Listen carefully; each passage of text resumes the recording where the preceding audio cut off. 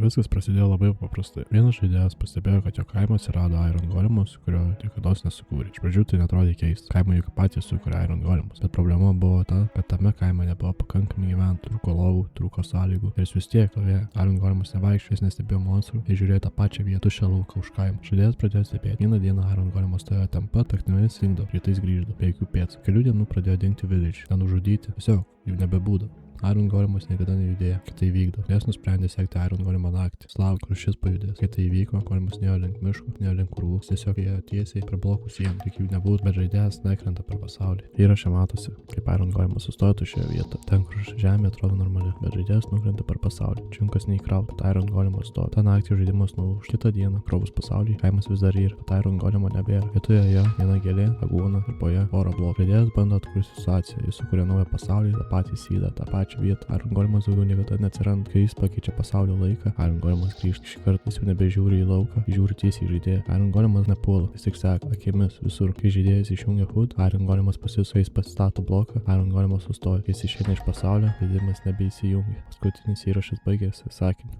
Iron Golemas saugo ne kaimą, saugo vietą, kurios neturėtų būti. Po to kanalas nustojo kelti video.